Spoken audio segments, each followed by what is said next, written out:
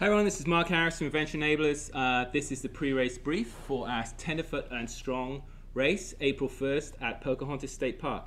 Thank you to all the participants who are coming out, thank you to our volunteers, and thank you to Pocahontas State Park for hosting us. It's a great location for us to be putting on this event. So during this pre-race brief, I just want to kind of go over the schedule and logistics for the day. We're actually going to pull up and preview the rules of travel that you guys will be following for the actual event, and go over some of the general rules so you have kind of an idea what you're getting in for. So during packet pickup, that will start at 7:30. We do have two events going on kind of at the same time. We have a strong adventure race that's 8 hours long, and then we also have a tenderfoot adventure race, and that is either 3 hours long if you've signed up for the family category, or 4 hours long if you signed up for our adventure division. So once you show up for packet pickup, our strong races will receive an orange bib with your number on. You will be required to wear that throughout the race. Our tenderfoot races will receive a paper bib that you need to wear either on your body or your pack. It needs to be somewhere that will be with you the whole time. Some parts of the race you won't have your bike, and so you need to make sure it's attached to your body.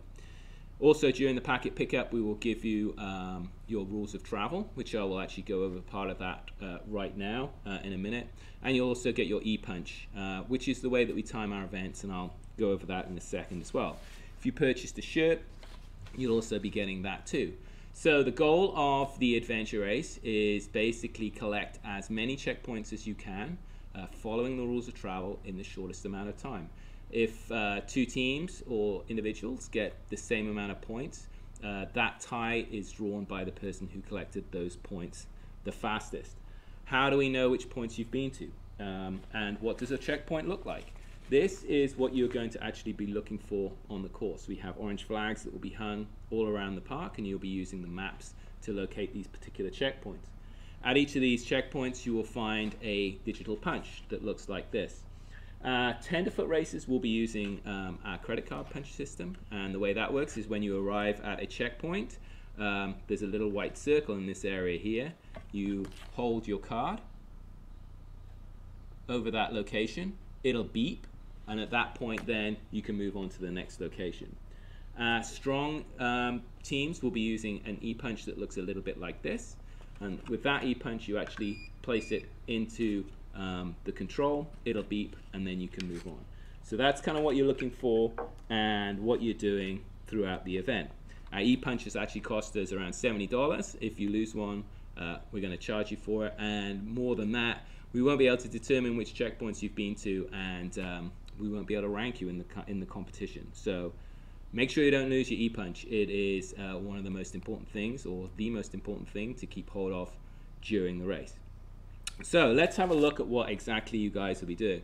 Our format for this race is a little bit different than some stuff that we've done before.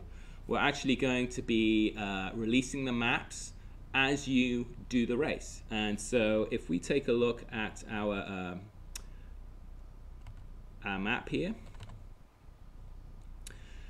the idea of the event is we have 7 different legs that you can compete. And we're going to be sending this rules of travel out to you shortly, so you'll be able to see what each leg pertains to. You're either going to have to paddle, trek, bike, or do a little bit of both in each of these legs.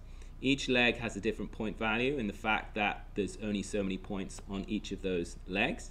We're also kind of letting you know the distance of each of those legs. So here you can see all our 7 legs laid out, and we also have a challenge there too. So just reading through the overview of what you have to do. So when you start the race, you have to go and choose which leg you're going to do. You can do them in any order.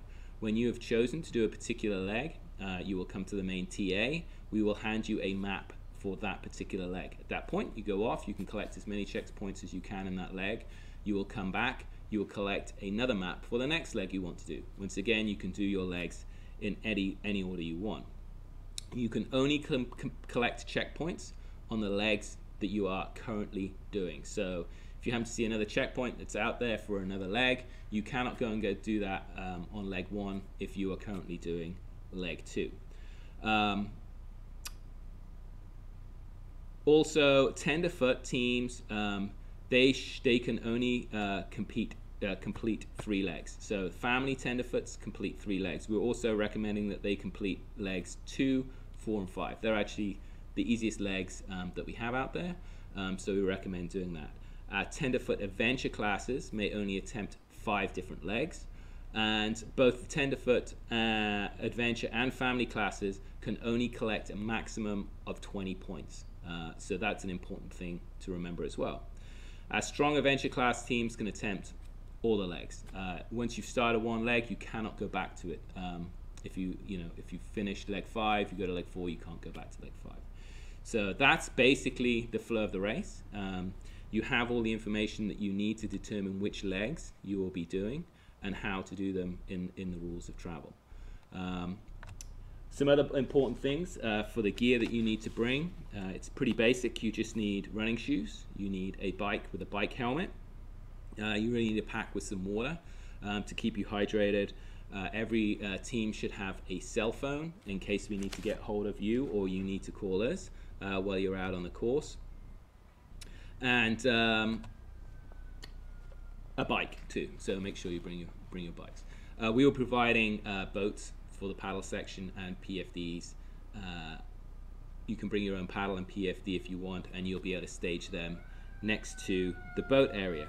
We'll have water at the start and finish area. You'll actually be coming through that area quite often. At the end of each leg, you'll be passing back through our main transition area, so you can always resupply in that area. Some of the important general rules are it's a team sport, so if you've got 2 or more people on your team, you need to make sure that you're within 100 feet of each other at all time. There's no going off and splitting up and getting different points at different times. That's pretty much it. We'll be on hand to answer questions at the start of the race.